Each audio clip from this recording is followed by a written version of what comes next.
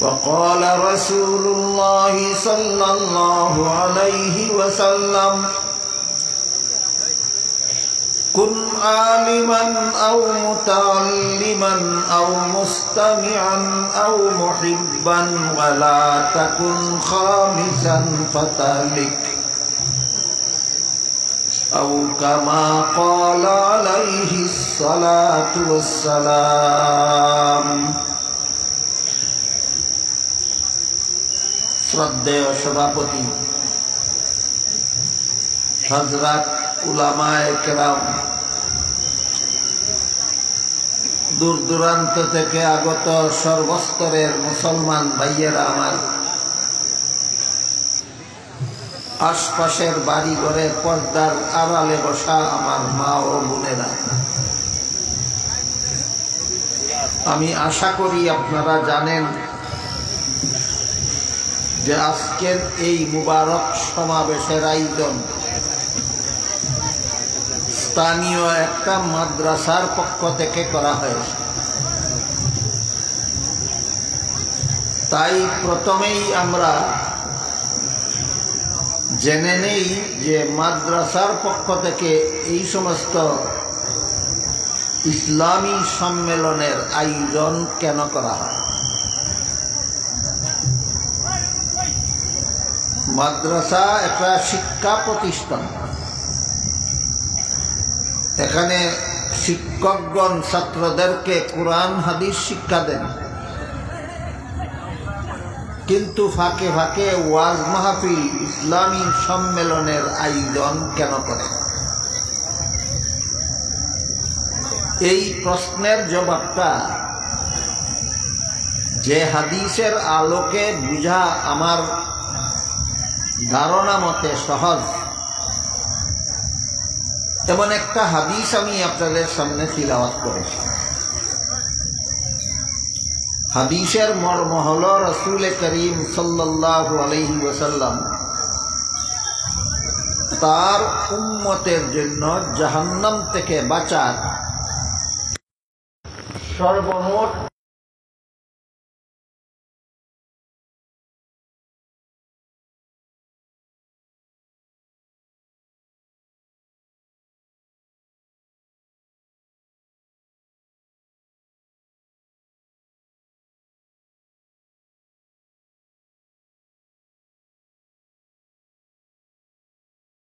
বিবরণ দিয়া রাসূল বলেন, কুন আলিমান, তুমি আলেম হও।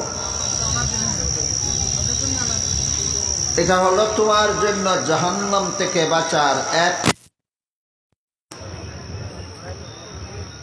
আলেম যারা হয়নি, রাসূল বলেন আও মুতাআল্লিমান, তুমি আলেমের ছাত্র হও।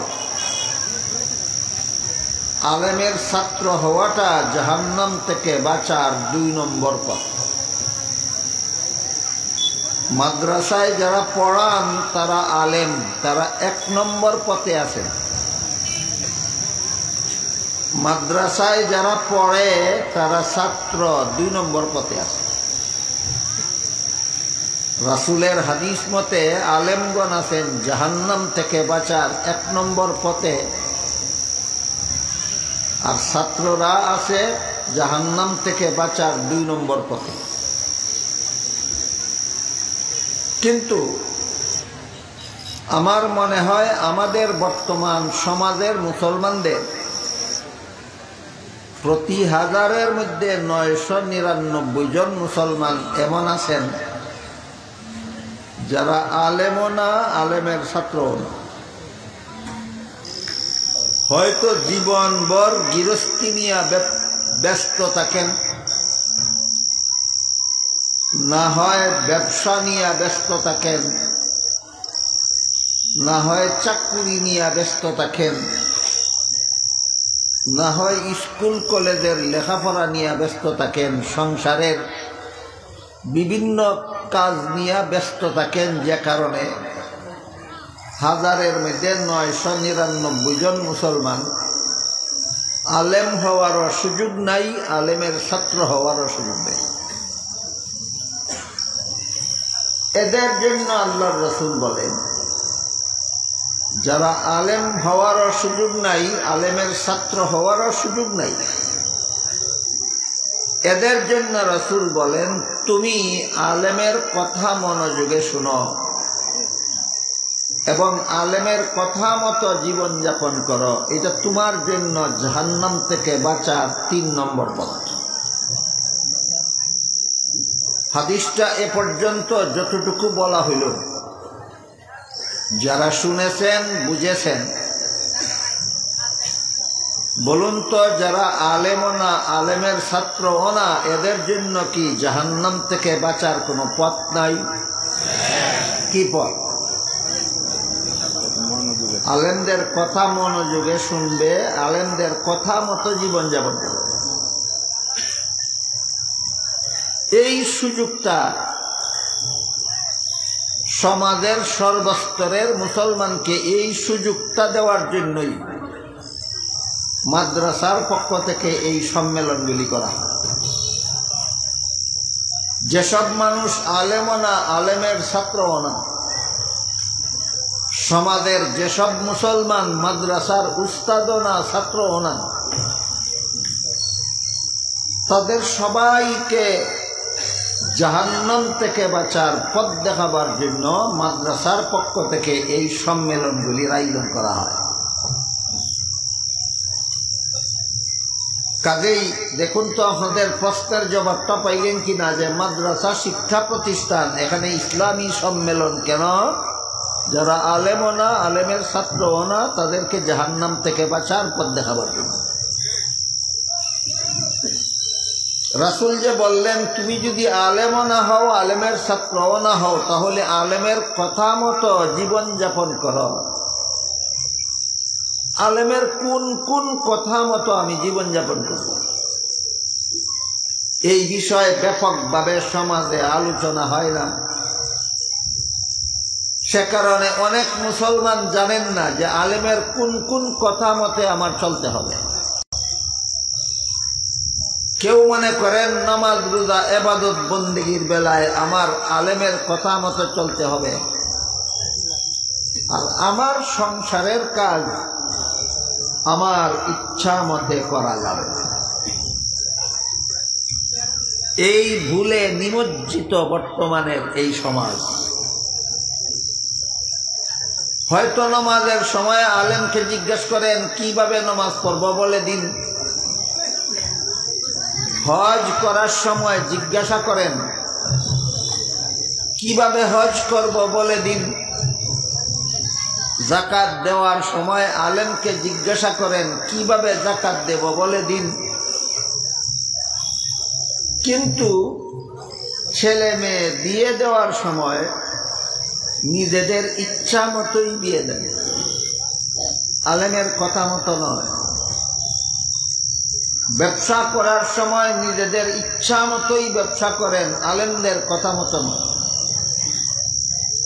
সংসারের যাবতীয় কাজকর্ম নিজেদের ইচ্ছা মতেই করেন, আলেমদের কথা মতো নয়। যে কারণে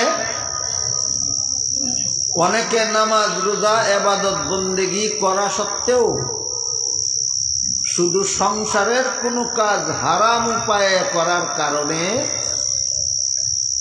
ইবাদত বন্দেগী করা সত্ত্বেও সংসারের হারাম কাজ তাকে জাহান্নাম থেকে বাঁচাতে পারে না। নামাজ পড়লেন আলেমের কথা মতো, রোজা রাখলেন আলেমের কথা মতো, হজ করলেন আলেমের কথা মতো, যাকাত দিলেন আলেমের কথা মতো, আর টাকা পয়সা উপার্জন করলেন সুদের কারবারের মাধ্যমে। মনে করলেন টাকা পয়সা রুজি করা এটা আমার সংসারের কাজ, এটা কেন আলেমদের কথা মতে করব? আমার কথা যারা শুনেছেন বুঝেছেন, বলুন তো যেই লোকটা আলেমের কথা মতো নামাজ পড়লো, আলেমের কথা মতো রোজা রাখলো, আলেমের কথা মতো ইবাদত বন্দেগী করলো, আর টাকা পয়সা রুজি করলো নিজের ইচ্ছা মতো সুদি কারবারের মাধ্যমে, তার নামাজ রোজা কি তাকে জাহান্নাম থেকে বাঁচাতে পারবে, না সুদের কারবার জাহান্নামে নিয়ে ছাড়বে? তাহলে আবার নতুন ভাবে আমাদের চিন্তা করা দরকার, কোন কোন কাজ আমি জীবনে আলেমের কথা মতো করব। বিষয়টা বোঝার জন্য মনে রাখা, মানুষের জীবনে যত কাজ আছে সবগুলি প্রথমত দুই প্রকার। এক প্রকার হইল ধর্মের কাজ, আর এক প্রকার কাজ হইল সংসারের কাজ। নামাজ, রোজা, ইবাদত, বন্দেগী এইগুলি হইল ধর্মের কাজ। খাওয়া দাওয়া, পেশাব পায়খানা, ঘুম, ব্যবসা বাণিজ্য, চাকরি বাকরি, স্কুল কলেজের লেখাপড়া, এগুলি হইল সংসারের কাজ। ধর্মের যত কাজ আছে সবগুলি কাজ যারা আলেম না, আলেমের ছাত্র না, তারা ধর্মের যাবতীয় সকল কাজ আলেমের কথা মতো করতে হবে, সহি শুদ্ধ হওয়ার জন্য। আমি নামাজ পড়ব আলেমের কথা মতো, আমার নামাজটা যেন সহি শুদ্ধ হয়। আমি হজ করব আলেমের কথা মতো, আমার হজটা যেন সহি শুদ্ধ হয়। আমি কুরআন তেলাওয়াত করব আলেমের কথা মতো, আমার তেলাওয়াতটা যেন সহি শুদ্ধ হয়। কাজে আমরা জীবনভর মনে রাখি যে ধর্মের যাবতীয় কাজ আমাদের আলেমদের কথা মতে করতে হবে, সহি হওয়ার জন্য, শুদ্ধ হওয়ার জন্য। বুঝে থাকলে বলুন তো, আমি ওযু করব আলেমদের কথা মতো কেন? সহি শুদ্ধ হওয়ার। আমি কুরআন তেলাওয়াত করব আলেমের কথা মতো কেন? সহি শুদ্ধ হওয়ার। আমি যাকাত দেব আলেমের কথা মতো কেন? সহি শুদ্ধ হওয়ার। কিন্তু সংসারের অনেক কাজ এমন আছে যেই কাজগুলি কিভাবে করলে শুদ্ধ হয় আর কিভাবে করলে ভুল হয় তা আলেমের থেকে আপনারাই ভালো জানেন। কোন ক্ষেতে কোন ফসল ফলাইলে ফসল ভালো হবে, বলেন তো? এটা আলেমগণ ভালো জানেন না গৃহস্থেরাই ভালো জানেন? গৃহস্থেরাই ভালো জানেন। কাজেই সংসারের কাজগুলি আলেমদের কথা মতো করব, সহি শুদ্ধ হওয়ার জন্য নয়। সংসারের কাজগুলি আলেমদের কথা মতে করতে হবে, হালাল হওয়ার জন্য। ধর্মের কাজগুলি আলেমদের কথা মতো করব, শুদ্ধ হওয়ার জন্য। আর সংসারের কাজগুলি আলেমদের কথা মতো করব, হালাল।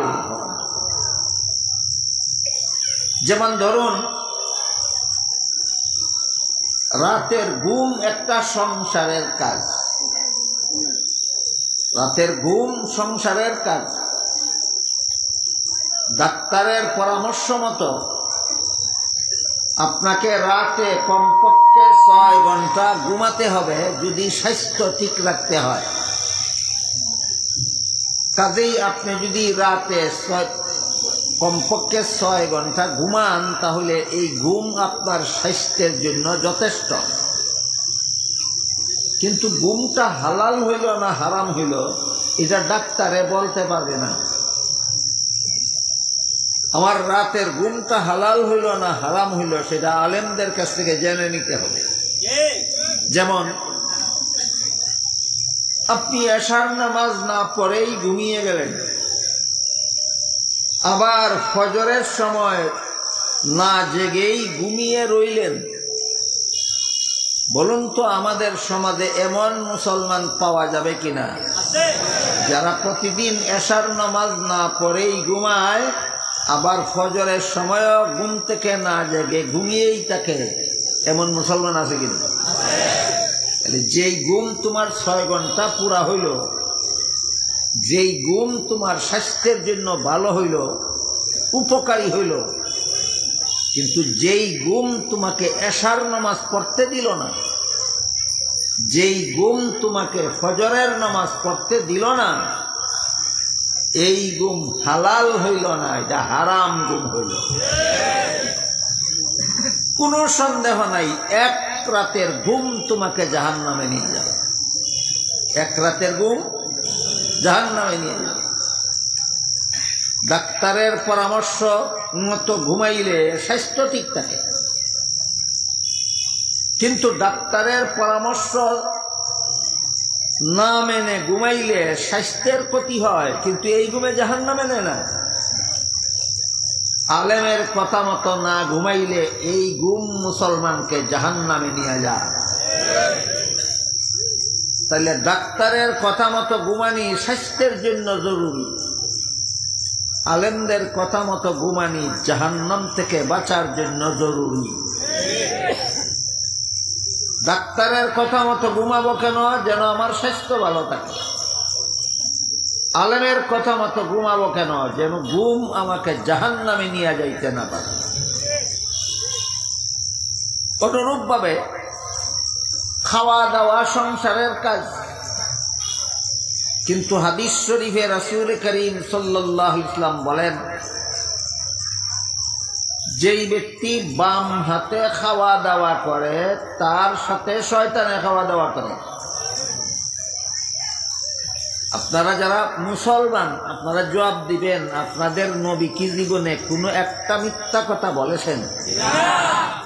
তাহলে নবী যে বললেন যে বাম হাতে খায় তার হাত সাথে শয়তানে খায়, এই কথাটা কি মিথ্যা? আছে কি বাংলাদেশ এমন মুসলমান যারা বাম হাতে চা খায়, বাম হাতে বিস্কুট খায়? তাহলে তোমার এই খাওয়াটা বৈধ না অবৈধ? অবৈধ পদ্ধতিতে খাইলে পেট ভরবে ঠিক আছে, স্বাস্থ্য ভালো থাকবে ঠিক আছে, কিন্তু অবৈধভাবে খাওয়ার কারণে, নবীর তরিকা বাদ দেওয়ার কারণে হাসরের মাঠে ঠেকতে হবে তোমার। হাসরের মাঠে ঠেকাটা কি? যে নবীর সুন্নত তরিকা মতো জীবনের কাজকর্ম করে সে হাসরের মাঠে নবীর শাফাআত লাভ করে। যে সুন্নত তরিকাকে অবজ্ঞা, অবহেলা, তুচ্ছ তাচ্ছিল্যের মাধ্যমে এড়িয়ে চলে সে হাসরের মাঠে নবীর শাফাআত থেকে বঞ্চিত থাকে। আপনারা কে কে কিয়ামতের দিন নবীর শাফাআত থেকে বঞ্চিত থাকতে চান? আছেন কেউ?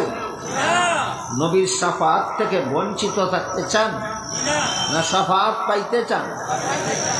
শাফাআত পাওয়া যায় কোন আমলের দ্বারা? সুন্নত, সুন্নত, সুন্নত।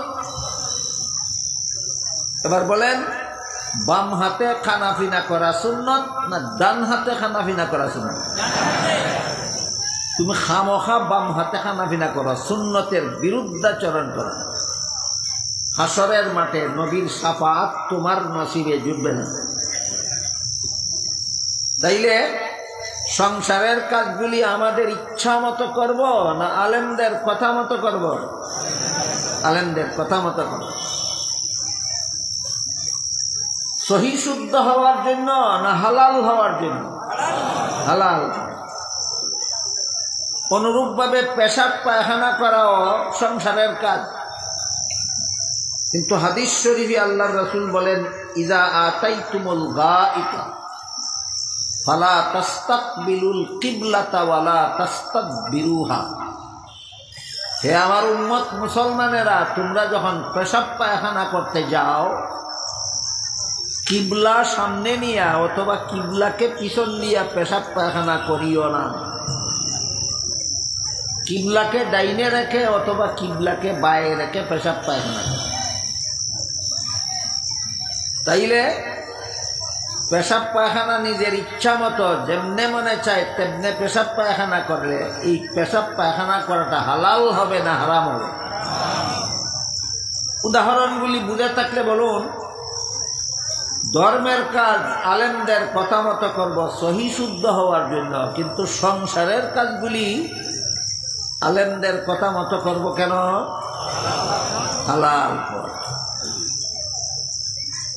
আপনি বিয়ে করতে যাবেন, আপনি মনে করেন এটা আপনার সংসারের কাজ। বিয়া শুধু শুধু সংসারের কাজ নয়, বিয়া এক দৃষ্টিতে সংসারের কাজ, আরেক দৃষ্টিতে বিয়াও ধর্মের কাজ। এক হাদিসে রাসূল করিম সাল্লাল্লাহু আলাইহি ওয়াসাল্লাম বলেছেন, আন নিকাহু মিন সুন্নতি, বিয়া আমি নবীর সুন্নত। বিয়া নবীর সুন্নত। সুন্নত সংসারের কাজকে বলে না ধর্মের কাজকে বলে? এই দৃষ্টিকোণে বিয়া নবীর সুন্নত, এটাও ধর্মের কাজ। বিয়া ধর্মের কাজ হওয়ার বিভিন্ন কারণ আছে। এত লম্বা কথা বলার সময় আমার কাছে নেই। আর বিয়া সংসারের কাজ হওয়ারও বিভিন্ন কারণ আছে। বিয়ার দ্বারা একটা সংসার গঠন হয়, একটা পরিবার গড়ে ওঠে। বিয়ার দ্বারা একটা পরিবার গঠন হয়। এই কারণে বিয়া একদিক থেকে সংসারের কাজ, আর একদিক থেকে ধর্মের কাজ। যদি আপনি বিয়াকে সংসারের কাজ ধরে নেন আর মনে করেন আমার সংসারের কাজ আমার ইচ্ছা মতো করবো, আলেমদের কথা মতো করবো, কেন? এরকম যারা মনে করে তারাই ছেলের বিয়ের সময়, নিজের ছেলের বিয়ের সময়, বিয়ের কাবিন লেখায় যখন মোটা অঙ্কের মোহর কাবিনে লেখায়, মোটা অঙ্কের মোহর কাবিনে লেখায়, যেই টাকা পরিশোধ করে না তো করেই না, পরিশোধ করার ইচ্ছাও নাই। আছে কি আমাদের সমাজে এমন মুসলমান কাবিনে মোটা অঙ্কের মোহর লেখায় কিন্তু জীবনে কোনোদিন পরিশোধ করে না? এদেরকে যদি জিজ্ঞাসা করা হয়, তুমি যেই মোহর পরিশোধ করো না সেটা কাবিনে লেখাইলা কেন? বলে এগুলি পরিশোধ করতে হয় না।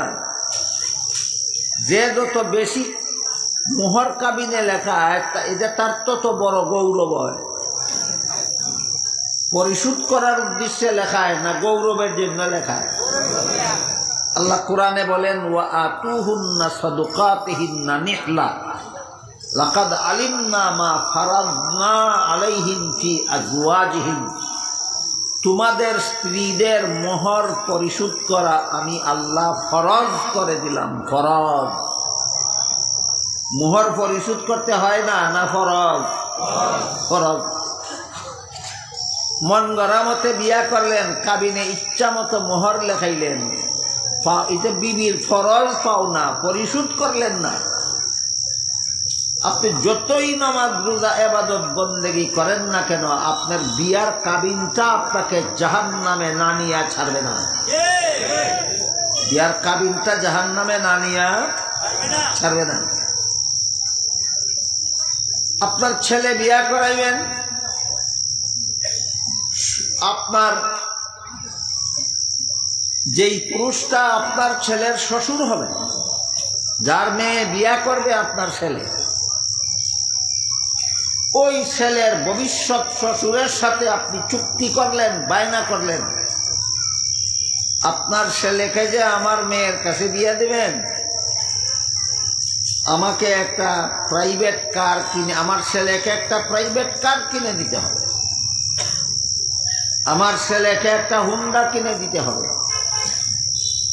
আমার ছেলেকে বাজারে একটা দোকানের বিটা দিতে হবে, আমার ছেলে ব্যবসা করে তাকে 5 লাখ টাকা পুঁজি দিতে হবে। এরকম অনেকেই অনেকটা মেয়ের বাবার কাছ থেকে চুক্তি করে আদায় করে কিনা? এটাতে বাংলা ভাষায় কয় যৌতুক। বাংলা ভাষায় কয় যৌতুক। আল্লাহর বিধান মতে একটা ছেলে একটা মেয়ে বিবাহ বন্ধনে আবদ্ধ হওয়ার কারণে মেয়ের বাবার কাছে ছেলের কোনো প্রাপ্য থাকে না, ছেলের কাছে মেয়ের অনেকগুলি প্রাপ্য থাকে। মোহর ছেলে দিতে হবে মেয়েকে, এটা ফরজ। কিন্তু মেয়ের বাবা 1 পয়সাও যৌতুক দিবে না, এটা ফরজ নয়, এটা হারাম। যৌতুক নামের হারাম উপার্জন এই দেশের কোন মুসলমান ছেলে বা ছেলের বাবা করে কিনা? কেন করে? মনে করে এটা আমার সংসারের কাজ, আমার ইচ্ছা মতো করব। এইভাবে যদি ইচ্ছা মতো কাবিন লেখান, এইভাবে যদি ইচ্ছা মতো যৌতুক গ্রহণ করেন, আপনার নামাজ রোজা ইবাদত বন্দেগী আপনাকে জাহান্নাম থেকে বাঁচাতে পারবে না। যৌতুকের টাকা আপনাকে জাহান্নামে না নিয়ে ছাড়বে না। আপনার ছেলের বউয়ের মোহরের দাবির টাকা আপনাকে জাহান্নামে না নিয়ে ছাড়বে না। সুতরাং সংসারের কাজগুলিও আমাদের আলেমদের কথা মতে করতে হবে, সহি শুদ্ধ হওয়ার জন্য না হালাল হওয়ার জন্য। এবার দেখুন, স্কুল কলেজের লেখাপড়াটাও সংসারের কাজ। মাদ্রাসার লেখাপড়া সংসারের কাজ নয়, মাদ্রাসার লেখাপড়া ধর্মের কাজ। আপনারা কি মনে করেন কুরআন হাদিস শিক্ষা করা সংসারের কাজ না ধর্মের কাজ? জ্ঞান বিজ্ঞান শিক্ষা করা সংসারের কাজ। জ্ঞান বিজ্ঞান স্কুলে শিক্ষা দেওয়া হয়, এটা সংসারের কাজ। কুরআন হাদিস মাদ্রাসায় শিক্ষা দেওয়া হয়, এটা ধর্মের কাজ। কাজে স্কুল কলেজের লেখাপড়া সংসারের কাজ। এই বলে আপনি আলেমদের কথা মতো স্কুলে পড়বেন না, কলেজে পড়বেন না, ভার্সিটিতে পড়বেন না, মন গড়া মতো স্কুল কলেজ ভার্সিটিতে পড়বেন, কোনো সন্দেহ নাই আপনার স্কুল কলেজ ভার্সিটির পড়া আপনাকে জাহান্নামে না নিয়ে ছাড়বে না। যেমন ভাবে সংসারের অন্যান্য কাজ করেও জাহান্নাম থেকে বাঁচতে হলে আলেমদের কাছ থেকে জেনে হালাল পদ্ধতিতে করতে হবে, ঠিক তেমনি ভাবে স্কুল কলেজের লেখাপড়া সংসারের কাজ। কিভাবে স্কুল কলেজে লেখাপড়া করলে হালাল হয় আর কিভাবে পড়লে হারাম হয়, আলেমদের কাছ থেকে শুনে তাদের কথা মতো স্কুলে পড়তে হবে, কলেজে পড়তে হবে, ভার্সিটিতে পড়তে হবে। যারা স্কুলে পড়ার জন্য কিভাবে পড়লে হালাল হয়, কিভাবে পড়লে হারাম হয় জানতে চায় না, নিজেদের ইচ্ছা মতোই স্কুল কলেজ ভার্সিটিতে লেখাপড়া করে, কোনো সন্দেহ নাই হাই স্কুল কলেজ ভার্সিটি লাগবে না, প্রাইমারি স্কুলের পড়াই তোমার কলিজার টুকরা ছেলে মেয়েকে জাহান্নামে নিয়ে ছাড়বে। দেখেন দেখেন, ঠিক বেটিকে একটু পরে বলেন, আগে একটু বুঝে নিন।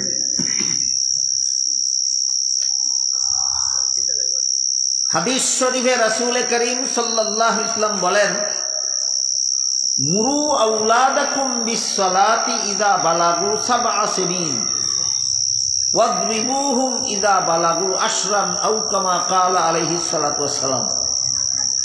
অর্থ হলো, রাসূল বলেন, হে আমার উম্মত মুসলমানেরা, তোমাদের সন্তানেরা ছেলে হোক মেয়ে হোক, এদের 7 বছরের সময় নামাজের আদেশ করো। আর 10 বছর বয়সে যদি কোনো মুসলমানের সন্তান নামাজ পড়তে না চায়, রাসূল বলেন তাকে শাসন করে নামাজি বানাও। প্রত্যেকটা মুসলমান মা বাবা তার ছেলে মেয়েকে 7 বছরের সময় নামাজের আদেশ করবে, বলবে নামাজ পড়ো। তাহলে আমার ছেলেকে যদি 7 বছর বয়সে নামাজ পড়ো বলতে হয়, তাহলে নামাজ শিক্ষা দেওয়ার বয়স হবে 14 বছর না 7-এর আগে? তাইলে এবার বলেন, নবীর হাদিসের দ্বারা কি সাব্যস্ত হইল? প্রতিটি মুসলমান ছেলে মেয়েকে নামাজ শিক্ষা দেওয়ার বয়স কবে? 7 বছরের আগে। 7 বছরের আগে যদি নামাজটা শিক্ষা দিয়ে রাখেন, তাহলে 7 বছরের সময় বলতে পারবেন নামাজটা পড়ো। 7 বছরের আগে যদি নামাজ শিক্ষা না দিয়া থাকেন আর 7 বছরের সময় বলো নামাজ পড়ো, সে নামাজ তো পড়বেই না, পাল্টা আপনাকে প্রশ্ন করবে নামাজ আবার কি?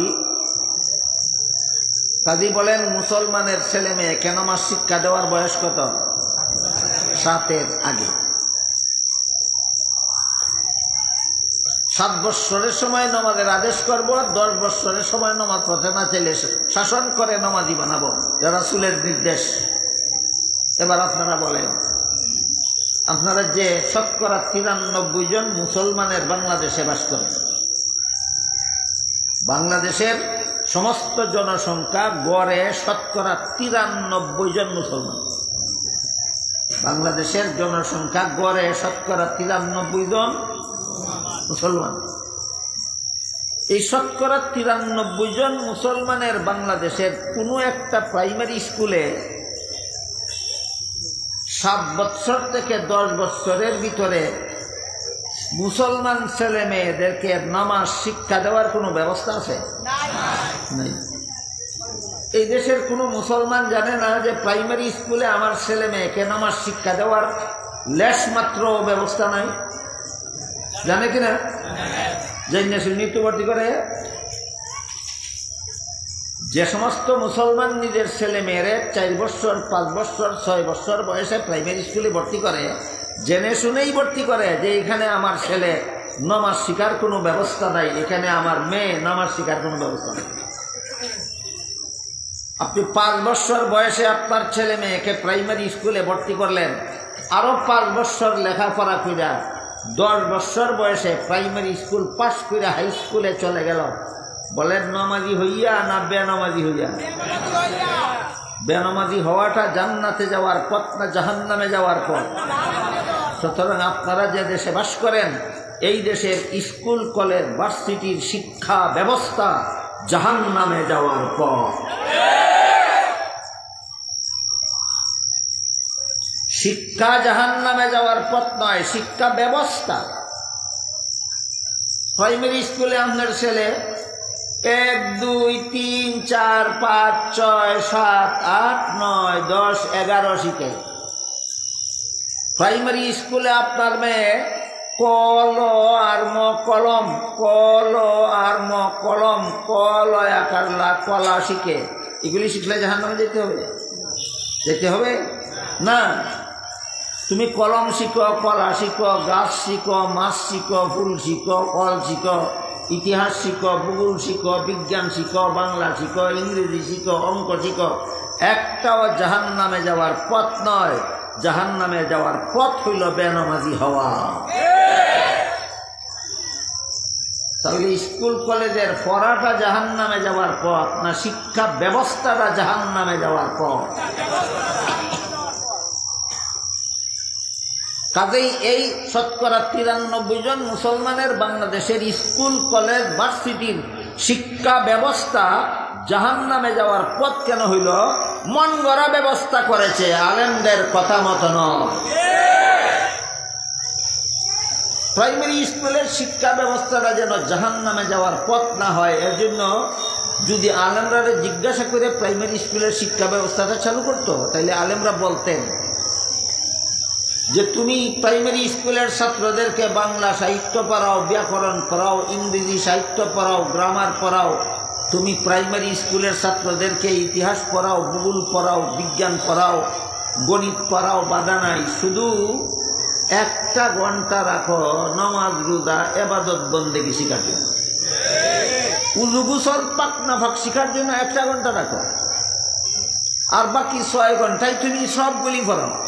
1 ঘন্টা উযু শিক্ষা দেওয়ার জন্য, গোসল শিক্ষা দেওয়ার জন্য, নামাজ শিক্ষা দেওয়ার জন্য, পাক নাফাক শিক্ষা দেওয়ার জন্য রাখো। এইগুলি বৎসরের পর বৎসর পড়তে হয় না, একাধারে কয়েক মাস পড়লেই একটা ছেলে একটা মেয়েকে নামাজ শিক্ষা দিয়ে পাক্কা নামাজি বানানো যায়। যেমন সহজ একটা উদাহরণ নেই, আপনারা অনেকেই জানেন উযুর 4 ফরজ। কত ফরজ? মুখ ধোয়া, হাত ধোয়া, মাথা মাসে করা, পাও ধোয়া। উযুর 4 ফরজ, আর 7 কারণে উযু ভেঙে যায়। উযুর ফরজ 4টা, উযুর ভঙ্গ 7টা। এই 4টা আর 7টা 11টা কথা শিখতে কত মাস লাগবে? 1 ঘন্টা। নামাজের ফরজ 13টা, শিখতে বেশির থেকে বেশি 13 দিন লাগবে। নামাজের ওয়াজিব 15টা, শিখতে বেশির থেকে বেশি 15 দিন লাগবে। 19 কারণে নামাজ ভেঙে যায়, শিখতে বেশির থেকে বেশি 19 দিন লাগে। নামাজে সুন্নত আছে 28টা, শিখতে বেশির থেকে বেশি 28 দিন লাগে। উদাহরণ বুঝে থেকে বলুন, উযু গোসল নামাজ রোজা শিখার জন্য বৎসরের পর বৎসর দরকার না সপ্তাহে 1 ঘন্টা যথেষ্ট? সপ্তাহে 1 ঘন্টা প্রাইমারি স্কুলের ছাত্র ছাত্রীদের জন্য রাখো, যেন উযু গোসল পাক নাফাক নামাজ রোজা শিখতে পারে। তাহলে এই স্কুলের লেখাপড়া মুসলমানের কলিজার টুকরা সন্তানকে জাহান্নামে নিতে পারবে না। কিন্তু এতটুকুও নাই কেন? সপ্তাহে যদি প্রাইমারি স্কুলের ছাত্রছাত্রীদেরকে সপ্তাহে যদি 1 ঘন্টা উযু গোসল শিক্ষা দেওয়া হয়, সপ্তাহে যদি 1 ঘন্টা নামাজ বন্দেগী শিক্ষা দেওয়া হয়, তবু এরা জাহান্নামী হয় না। এইটুকু ব্যবস্থা নাই কেন? তার কারণ হলো আমাদের বাংলাদেশ স্বাধীন হওয়ার পর থেকে এই পর্যন্ত যত সরকার গদিতে বসে, যত সরকার গদিতে বসে, বসলেই আর মাটি দেখে না, খালি আসমান দেখে। গদিতে বসলে মাটি দেখে না, শুধু আসমান দেখে? আসমান দেখে। জমিনের বাসিন্দারা কার কি অবস্থা সেই খবর নেওয়ার আর সুযোগ থাকে না তার। এমত অবস্থায় প্রাইমারি স্কুলের সিলেবাস, হাই স্কুলের সিলেবাস, কলেজ ভার্সিটির সিলেবাস তৈরি করার জন্য কতগুলি নাস্তিকের হাতে দায়িত্ব দেয়। যে কোনো সরকার বাংলাদেশের গদিতে বৈশা মাটি দেখে না, খালি আসমান দেখে। কেমনে পড়লে আমার স্কুলের ছাত্র জাহান্নামে যাবে না, কেমনে লেখাপড়া করলে আমার কলেজের ছাত্রছাত্রী জাহান্নামে যাবে না, এই কল্পনাও তার মধ্যে থাকে না। এই জন্য প্রাইমারি স্কুলের সিলেবাস তৈরির জন্য, হাই স্কুলের সিলেবাস তৈরির জন্য, কলেজ ভার্সিটির সিলেবাস তৈরির জন্য কতগুলি নাস্তিকের হাতে দায়িত্ব দেয়। এই নাস্তিকেরা এমন একটা সিলেবাস তৈরি করে সরকারের হাতে তুলে দেয়, যেই সিলেবাস নিয়ে লেখাপড়া করলে কোনো মুসলমানের বাচ্চা জীবনে কোনোদিন নামাজি হতে না পারে। এই সিলেবাস নিয়ে লেখাপড়া করলে মুসলমানের বাচ্চারা যেন সুদকুর হতে পারে, মুসলমানের বাচ্চারা যেন ঘুষখোর হতে পারে, মুসলমানের বাচ্চারা যেন দুর্নীতিবাদ হতে পারে, মুসলমানের বাচ্চারা যেন জালিয়াতিকারী হতে পারে। এই রকম একটা শয়তানি সিলেবাস নাস্তিকের দল তৈরি করে সরকারের হাতে তুলে দেয়। এই সিলেবাস নিয়ে লেখাপড়া করে মুসলমানের কোন সন্তান তসলিমা নাসরিন হয়। এই সিলেবাস নিয়ে লেখাপড়া করে মুসলমানের কোন সন্তান ডক্টর আহমদ শরীফ হয়, কোন সন্তান কবি শামসুর রহমান হয়, কোন সন্তান সালমান রুশদি হয়। এই যে কয়েকটা নাম বললাম, সবগুলি মুসলমান মা বাবার সন্তান, কিন্তু এরা কারা জানেন আপনারা? নাস্তিক। এই একজনে কইছে নাস্তিক। কেমন নাস্তিক শুনেন। ডক্টর আহমদ শরীফ মরণের আগে ওসিয়ত করে গেছিল, এই স্কুল কলেজের সিলেবাস ফিরা ডক্টর আহমদ শরীফ তৈরি হয়েছিল। ডক্টর আহমদ শরীফ মরণের আগে ওসিয়ত করে গেছিল যে আমি মরলে পরে আমার লাশ তোমরা গোসল দিও না, কাফন পরাইও না, জানাজা করো না, গুরুস্থানে দাফন করো না, হাসপাতালে দান করে দিও। মানুষ মারা গেলে গোসল দেওয়া, কাফন পরানি, জানাজা করা, গুরুস্থানে দাফন করা, এগুলি ধর্মান্ধদের কাজ। আমি ধর্মান্ধ নই। নাস্তিকের দল ধর্মরে কয় অন্ধ, ধর্মহীনতারে কয় আলো। এগুলি ধর্মান্ধদের কাজ, যারা কতগুলি অন্ধবিশ্বাস পোষণ করে ধর্মের নামে। ধর্মান্ধরা অন্ধবিশ্বাস করে মুর্দা দাফন করলে মুনকার নাকির ফিরিস্তা সোয়াল জব করে। মিথ্যা কথা, দাফনের পরে কোনো সোয়াল জব নেই।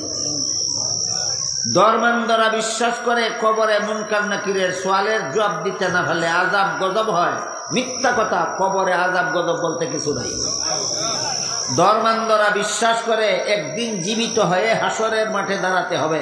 মিথ্যা কথা, আর কোনোদিন জীবিত হতে হবে না, হাসরের মাঠ বলতে কিছু নাই। এই হইল নাস্তিকদের বিশ্বাস। এই কারণে ডক্টর আহমদ শরীফ মরণের আগে ওসিয়ত করে গেছিল, আমি মরলে পরে ধর্মান্ধদের কথা মতো আমার লাশ গোসল দিও না, কাফন পরাইও না, জানাজা করো না, গুরুস্থানে দাফন করো না। তার কথা মতোই তার লাশকে হাসপাতালে দান করে দেব। আমি আপনাদের জিজ্ঞাসা করি, আপনারা যারা গৃহস্থী করেন, হালের বলদ কোনো সময় হালের বলদ বা ঘরের কোনো গরু ছাগল মরে যায় কিনা? বলদ মরলে কেউ গোসল দেয়? জানাজা করে, কাফন পরায়, গুরুস্থানে দাফন করে। তাহলে বলদ মরলেও গোসল নাই, আহমদ শরীফ মরলেও গোসল নেই। বলদেরও কাফন নাই, আহমদ শরীফেরও কাফন নাই।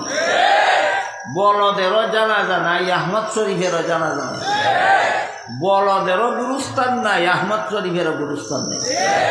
দুই বলদে বেশ কম কত, একটা 2 টেঙ্গা বলদ আর একটা 4 টেঙ্গা বলদ।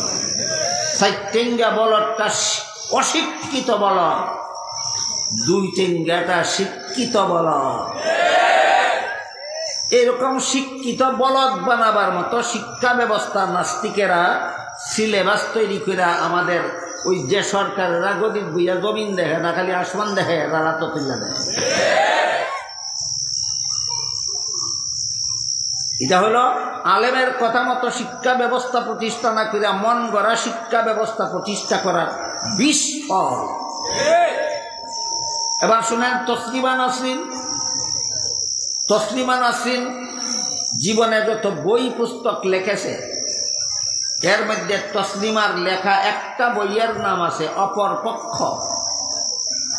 অপরপক্ষ বইয়ে তসলিমা নাসরিন লিখেছে, আমার পেট আমার শরীরের অঙ্গ, আমার স্বামীর শরীরের অঙ্গ নয়, তাই স্বামীর অধিকার নাই তার ইচ্ছা মতো আমার পেটে বাচ্চা জন্ম দেওয়ার। আমার পেটে কার কাছ থেকে বাচ্চা নেব না নেব সেটা আমার অধিকার, স্বামীর অধিকার নাই। তসলিমার স্বামীর অধিকার নাই তার পেটে বাচ্চা জন্ম দিত। বাচ্চা কার কাছ থেকে পেটে নিবে না নিবে সেটা তসলিমার নিজের অধিকার। আমি জিজ্ঞেস করি, একটা পুরুষকে স্বামী বানাইয়া তার বাচ্চা পেটে নিবে না, যার কাছ থেকে মনে চায় তার কাছ থেকে বাচ্চা পেটে নিবে। এমন পেটের জন্য মানুষের দরকার হয় না, এমন পেট কুত্তিরও থাকে। তাহলে কুত্তির পেটে আর তসলিমার পেটে পার্থক্য রইল কোথায়? একটা পার্থক্য আছে, একটা 2 টেঙ্গা কুত্তি আর একটা 4 টেঙ্গা কুত্তি। 4 টেঙ্গা কুত্তিটা অশিক্ষিত কুত্তি, 2 টেঙ্গা কুত্তিটা এরকম শিক্ষিত কুত্তি বানাবার মতো শিক্ষা ব্যবস্থা নাস্তিকের দল আমাদের সরকারকে দিয়ে স্কুল কলেজে প্রতিষ্ঠা করা হয়। এখানে বসে বসে শুধু ঠিক ঠিক বললে হবে না। আমাদের সিলেটের আঞ্চলিক ভাষায় একটা কথা আছে, পেশাব করার সময় ছাগল ধরতে হয়। ছাগল কোন সময় ধরতে হয়? যে সময় ছাগল পেশাব করা শুরু করে, এই সময় যদি ধরতে না পারেন তাহলে আর দৌড়ে ধরা সহজ না। ঠিক তেমনি ভাবে সরকারের দলকে নির্বাচনের সময় ধরতে হয়। ছাগলরে যেমন মুতের সময় ধরতে হয়, সরকারের দলরে বুটের সময় ধরতে হয়। বুট সামনে আসে কিনা? যত দলে বুট চাইবে প্রত্যেকটা দলকে বলবেন জাহান্নামমুখী শিক্ষা ব্যবস্থা স্কুল কলেজ থেকে ক্যান্সেল করে জান্নাতমুখী শিক্ষা ব্যবস্থা চালু করো যদি 93% মুসলমানের ভোট পাইতে চাও।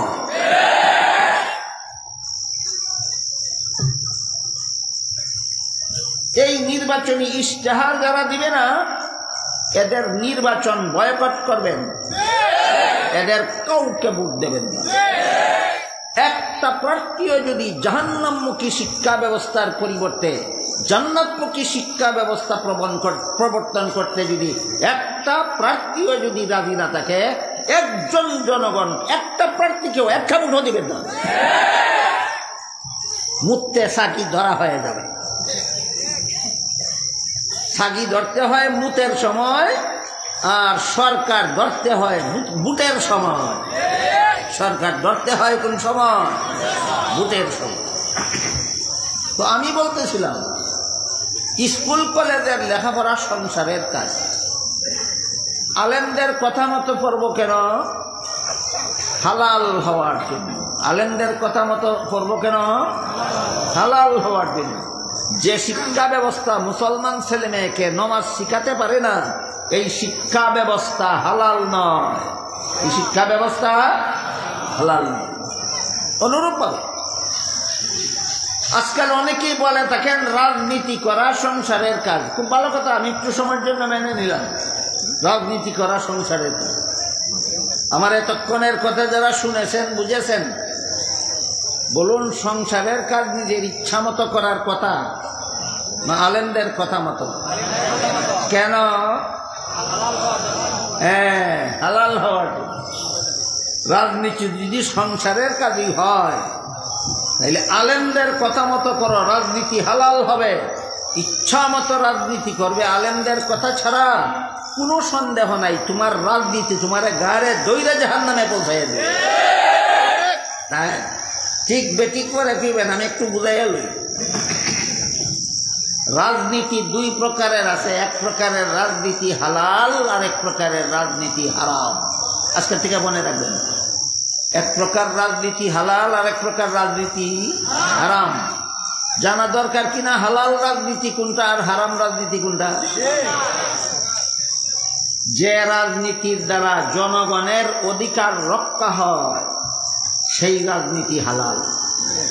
যে রাজনীতির দ্বারা জনগণের অধিকার রক্ষা হয় সেই রাজনীতি হালাল। যে রাজনীতির দ্বারা জনগণের অধিকার রক্ষা হয় না সেই রাজনীতি হারাম হারাম হারাম। এখন বলবেন তাহলে জনগণের অধিকার কটা? যারা রাজনীতি করে গুড়ার ডিমা জানে না যে সরকারের কাছে জনগণের অধিকার কটা, আর জনগণের কাছে সরকারের অধিকার কটা সব কোরআনে উল্লেখ আছে। গণ্য মূর্খরা কোরআন ধরে না তো? সরকারেরও অধিকার আছে জনগণের কাছে, রাজনীতিতে জনগণেরও অধিকার আছে সরকারের কাছে। আজকের মতো শুধু সরকারের কাছে জনগণের সর্বমোট 6টা অধিকার আছে। এর মধ্যে আজকের মতো একটা অধিকারের কথা বলি, এই অধিকার যে সরকারে আদায় করতে পারে তার রাজনীতি হালাল। যে ব্যক্তি জনগণের 6টা অধিকার রক্ষা করতে পারে না তার জন্য রাজনীতি করা হারাম। তখন জনগণ সরকারের কাছে জনগণের কি কি অধিকার আছে আল্লাহর বিধান মতো এটা জানে কে? তাহলে আমার হালাল রাজনীতি করতে হবে কার কথা মতো? আলেমদের কথা। ইসলামের বিধান মতো জনগণের অধিকার আছে সরকারের কাছে কটা? 6টা। এই অধিকারগুলি মুসলমান অমুসলমান নির্বিশেষে দেশের সমস্ত নাগরিকের অধিকার। দেশের বৈধ নাগরিক মুসলমান হোক, হিন্দু হোক, বৌদ্ধ হোক, খ্রিস্টান হোক, আস্তিক হোক, নাস্তিক হোক, দেশের সমস্ত ধর্ম বর্ণ নির্বিশেষে সমস্ত জনগণের 6টা মৌলিক অধিকার আছে সরকারের কাছে। আর মুসলমানের আলাদা আরেকটা অধিকার আছে। মুসলমান জনগণের আলাদা আরেকটা অধিকার আছে, ওইটা আমি আজকে বলতে পারবো না। শুধু মুসলমান ও মুসলমান নির্বিশেষে সমস্ত নাগরিকের সরকারের কাছে যে 6টা অধিকার আছে এর মধ্যে 1 নম্বর অধিকারের নাম খাদ্য ব্যবস্থা।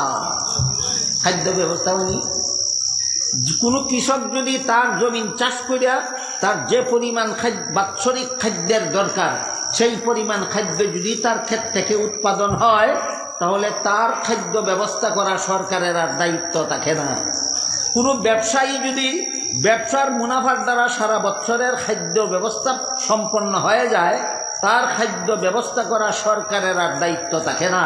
কিন্তু দেশের কোনো নাগরিক যদি যে কোনো পেশার মাধ্যমে, যে কোনো ব্যবসার মাধ্যমে, যে কোনো চেষ্টা প্রচেষ্টার দ্বারা সারা বছরে 11 মাসের খাদ্য নিজে উৎপাদন করতে পারে, 1 মাসের খাদ্য নিজে উৎপাদন করতে পারে না, ওই নাগরিককে 1 মাসের খাদ্য পরিবেশন করা সরকারের কাছে জনগণের অধিকার।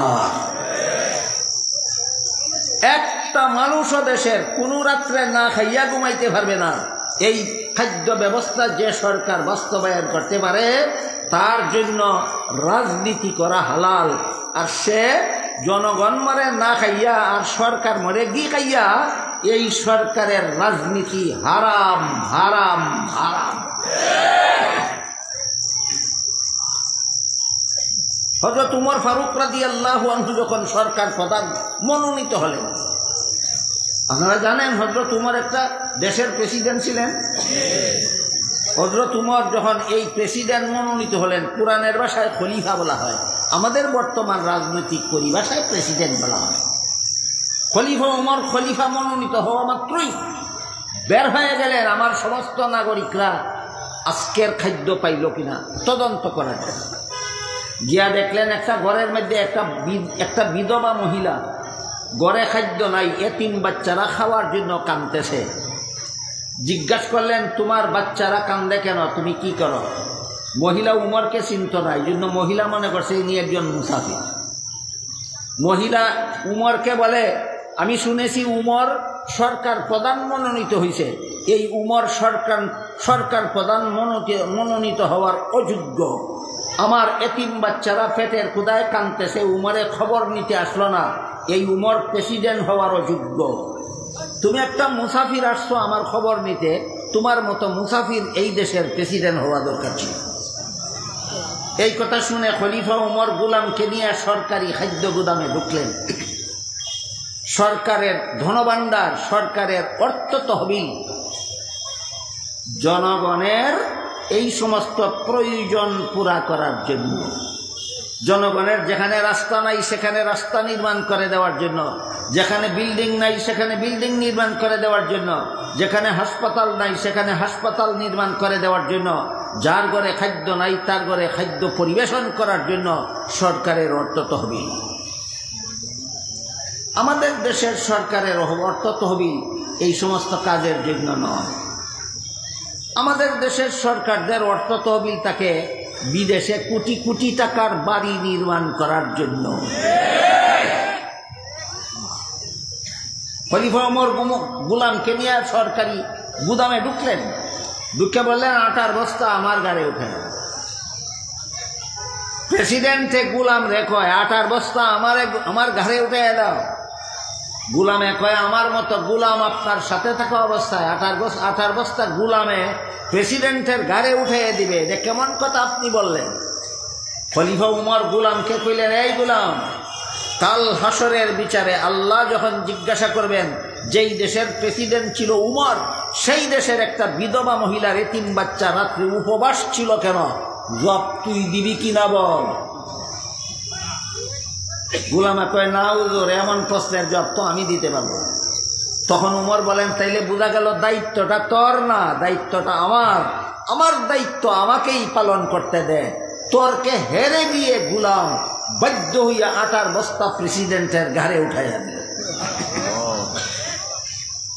এটা হইল সরকারের কাছে জনগণের 1 নম্বর অধিকার। 1 নম্বর অধিকার।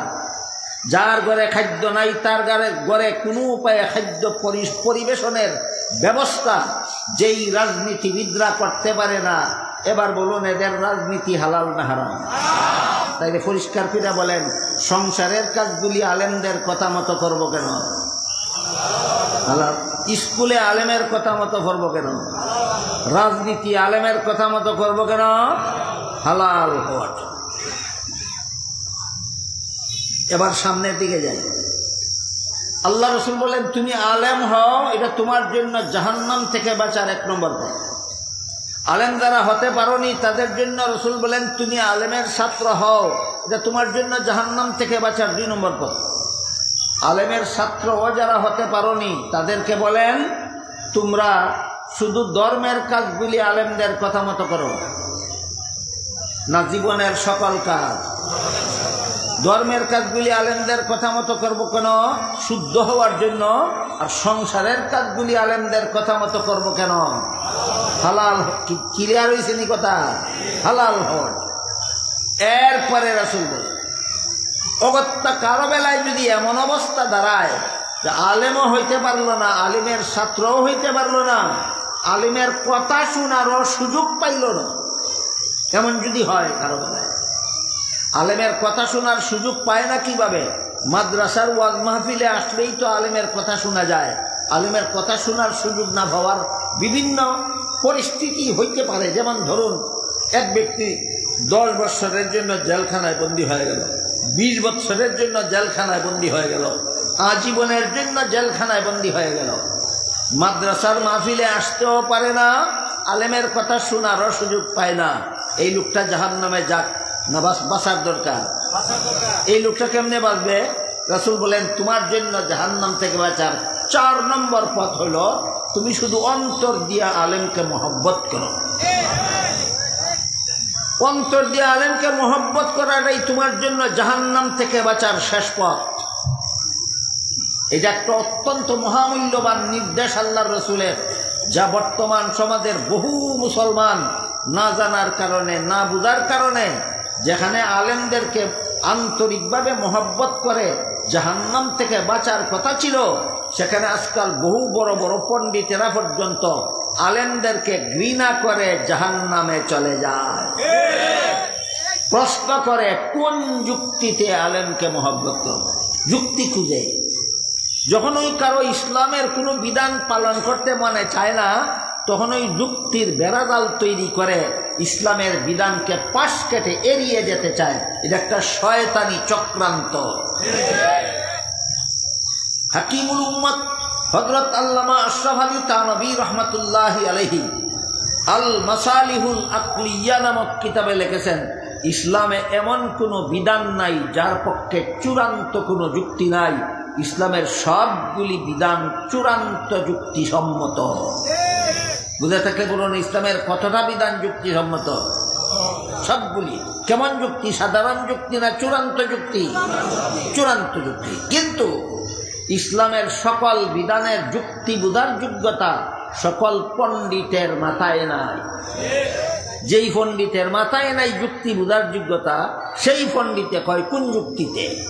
এর একটা উদাহরণ দিয়ে আগে শোনেন। সূরা নিসার 11 নম্বর আয়াতে আল্লাহ বলেছেন, ওয়ালিদ যাকারি মিসলু হাজ্জিল উনসায়াইন। পিতামাতা মারা গেলে পিতামাতার তেজ্য সম্পদে ছেলে পাবে 2 অংশ, মেয়ে পাবে 1 অংশ। যে আল্লাহর বিধান, আল্লাহ কোরআনে বলেছেন।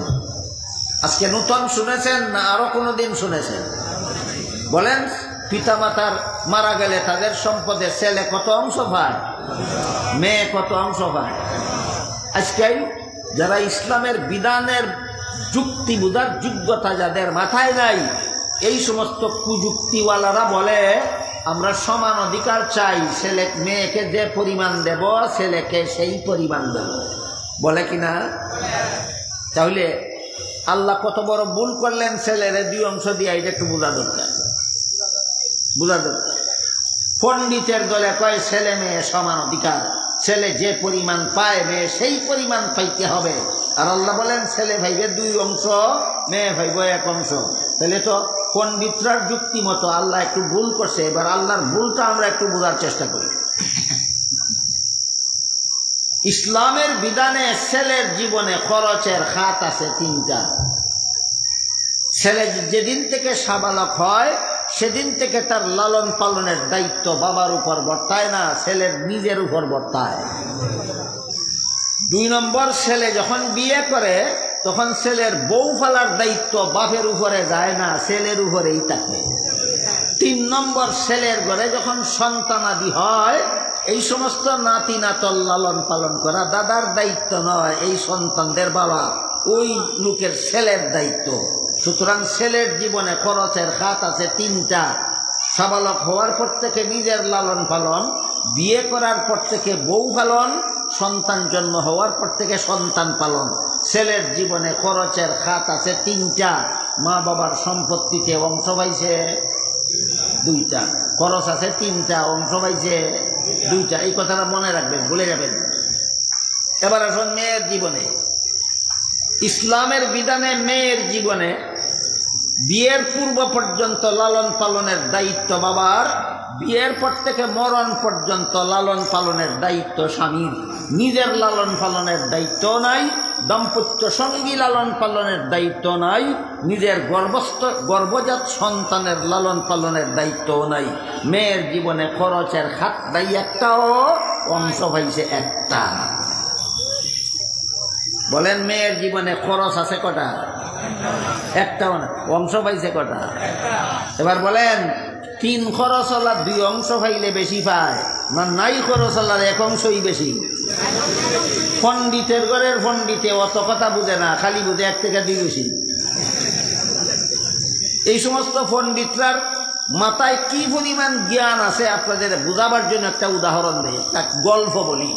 একটা মূর্খ লোক ছিল, লেখাপড়া তো জানেই না, দস্তখতও জানে না, সম্পদ বেচা কিনা করে, বাম হাতের বৃদ্ধাঙ্গুল দিয়া টিপ দেয়। তার ছেলেটাকে স্কুলে লেখাপড়া করতে দিল। ছেলে অত্যন্ত মেধাবী ছিল, একাধারে 10 বছর লেখাপড়া করিয়া তার এই মেধাবী ছেলেটা SSC পরীক্ষা দিয়া ফার্স্ট ডিভিশন ফার্স্ট বয় হইয়া পাশ করল। বুঝে থাকলে বলেন, ফার্স্ট বয় হইয়া পাশ করলে রুল নম্বর কত হইব? 1। বাপ শিক্ষিত না মূর্খ? হ্যাঁ, কিন্তু রুল নম্বর 1 হইলে পরীক্ষায় বেশি নম্বর পায় না রুল নম্বর 10 হইলে পরীক্ষায় বেশি নম্বর পায়? অত কথা বুঝে না, খালি বুঝে 1 থেকে 10 বেশি। এই মূর্খ বাপে ছেলের ফল প্রকাশের পরে ছেলেরে জিজ্ঞাসা করে, তুই যে SSC পরীক্ষা দিসলে ফাঁস করছস? কয় ফাঁস করছি। কত নম্বরে? কয় 1 নম্বরে। খালি কইছে 1 নম্বরে। কয় সর্বনাশ করছ? ছেলে কয় কি সর্বনাশ করলাম? কয় পাশের বাড়ির ছেলেটা তোর সাথে পরীক্ষা দিয়া সে তো 10 নম্বরে ফাঁস করলো, তুই এত কম নম্বরে ফাঁস করলে কেন? এই অশিক্ষিত গোয়ারে যেমন বুঝে না যে 10 নম্বরে ফাঁস করলে পরীক্ষায় নম্বর বেশি পায় না 1 নম্বরে ফাঁস করলে পরীক্ষায় নম্বর বেশি পায়, ঠিক তেমনিভাবে আমাদের দেশের কতগুলি শিক্ষিত গোয়ারে বুঝে না, নাই খরচ হলার 2 অংশ পাইলে বেশি পায়, 3 খরচ হলার 2 অংশ পাইলে বেশি পায়, না নাই খরচের 1 অংশই বেশি পায়। এই উদাহরণটা বুঝে থাকলে এবার বলুন, ইসলামের কোন কোন বিধান অযৌক্তিক? ইসলামে অযৌক্তিক কোন বিধান নেই। এবার যাই মূল কথায়, রাসূল বলেন, তুমি যদি আলেমও না হও, আলেমের ছাত্রও না হও, আলেমের কথা শোনারও সুযোগ না পাও, তাহলে আলেমরে অন্তর দিয়া মহব্বত করো। অযৌক্তিক আলেমরে মহব্বত করো, রাসূল নির্দেশ দিয়েছেন, এটা ইসলামের বিধান। অযৌক্তিক না চূড়ান্ত যুক্তিসম্মত? এবার শুনুন আলেমকে মহব্বত করার যুক্তি। ধরেন একটা সন্তান তার মায়ের গর্ভে থাকা অবস্থায় তার বাবা মারা গেল, ভূমিষ্ঠ হইয়া এতিম হইল না মায়ের পেটে এতিম হইল? এই এতিম বাচ্চাটা ভূমিষ্ঠ হওয়ার পরে যেহেতু তার বাবা আগেই মারা গেছে, এই জন্য বাচ্চাটারে লালন পালন করলো তার চাচা, লেখাপড়া শিক্ষা দিয়া মানুষ রূপে গড়ে তুলল তার চাচা। বলুন তো, সন্তান জন্ম হলে লালন পালন করে লেখাপড়া শিক্ষা দিয়ে মানুষ রূপে গড়ে তোলার দায়িত্বটা আসলে কার? আসলে কার? বাপ না টাকায় করে দিল কে? কার কাছ কে করে দিল? বাপের কাছ চাচাই করে দিল। তখন যদি কোনো মুরব্বী ওই এতিম ছেলেটাকে বলে, তুই তোর চাচাকে এই বাপের মতো সম্মান করবি, যুক্তি নাই। কি যুক্তি? তোর চাচাই তোর বাপের কাম করে দিছে, কাজী চাচার এই বাপের মতো সম্মান করবি। ঠিক তেমনি ভাবে দুনিয়ার মানুষকে জাহান্নাম থেকে বাঁচার পথ দেখাবার দায়িত্ব ছিল নবীগণের। সারা দুনিয়ার সমস্ত মানুষকে জাহান্নাম থেকে বাঁচার পথ দেখাবার দায়িত্ব ছিল নবীগণের। আমাদের শেষ নবী বলে গেছেন, ওয়া ইন্নাল উলামা ওয়ারাসাতুল আম্বিয়া, আমার পর থেকে কিয়ামত পর্যন্ত নবীগণের কাজ আলেমরা করবে। নবীগণের কাজ আলেমরা করবে। এবার বলুন, নবীগণের কি কাজ ছিল? দুনিয়ার মানুষকে জাহান্নাম থেকে বাঁচার পথ দেখাও। নবীগণের কাজ ছিল দুনিয়ার মানুষকে জাহান্নাম থেকে বাঁচার পথ দেখাও। শেষ নবী বলে গেছেন, এখন থেকে কিয়ামত পর্যন্ত নবীগণের কাজ আলেমরা করবে। সুতরাং ইবনে আব্বাস রাদিয়াল্লাহু আনহু, রাসূলের আপন চাচাতো ভাই, এই উম্মতের সর্বশ্রেষ্ঠ মুফাসসিরে কুরআন বলেন, আল্লাহ কুরআনে নবীকে যেভাবে সম্মান করার হুকুম দিয়েছেন, আলেমকেও হুবহু সেইভাবেই সম্মান করতে হবে। কেন? আলেমগণ নবীগণের কাজ করে। রাসূল যে বলেন আলেমকে মহব্বত করো, ইবনে আব্বাস বলেন একেবারে নবীর মতো। কারণ কি? যুক্তি নাই না যুক্তি আছে? আলেমকে মহব্বত করবো কেন? একমাত্র কারণ, আলেমগণ নবীগণের কাজ করে। আলেমগণ নবীগণের কাজ করে। এবার আসুন, নবী বলেন, তুমি যদি আলেম না হও, আলেমের ছাত্রও না হও, আলেমের কথা শোনারও সুযোগ না পাও, আলেমরে মহব্বত করো, এইটাই তোমার জন্য জাহান্নাম থেকে নাজাতের ব্যবস্থা হবে। আলেমরে মহব্বত করলে কিভাবে জাহান্নাম থেকে নাজাত হবে, এ মর্মে আর 2টা হাদিস আপনাদের শুনাইয়া আমি আমার কথা শেষ করতে চাই। এক হাদিসে উল্লেখ আছে, রাসূল করিম সাল্লাল্লাহু আলাইহি ওয়াসাল্লাম বলেন, হাসরের মাঠে যখন সারা দুনিয়ার সমস্ত মানুষ জীবিত হয়ে দাঁড়াবে, তখন আল্লাহ আলেমগণকে বলবেন, হে আলেমরা, তোমরা সমস্ত জগৎবাসী মানুষ থেকে আলাদা হয়ে আলাদা কাতারে দাঁড়াও।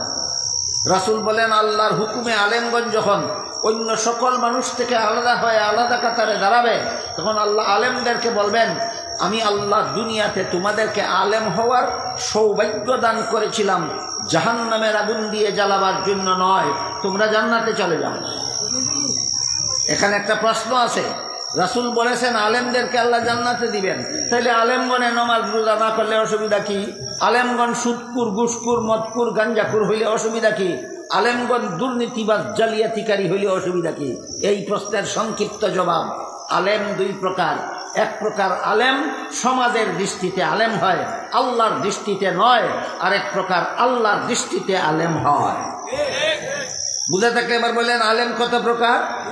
সমাজের দৃষ্টিতে আলেম আর আল্লাহর দৃষ্টিতে আলেম। এবার আমরা বোঝার চেষ্টা করব, সমাজে আলেম কারে কয়? কোরআন হাদিস এর এলেম যিনি শিখেছেন সমাজে তারাই আলেম কয়। কোরআন হাদিসের এলিম যিনি শিখেছেন সমাজে তারাই আলেম কয়। আল্লাহ এলিম শিখলেই আলেম বলে না, কোরআন হাদিসের এলিম শিখার পরে এলিম মতো যারা জীবন যাপন করে আল্লাহ তাদেরকে আলেম কয়। বেশ কমেছিনি? বেশ কমেছে কিনা? আলেম কোরআন হাদিসে শিখেছে সুদ হারাম, ঘুষ হারাম, মদ হারাম, গাঞ্জা হারাম।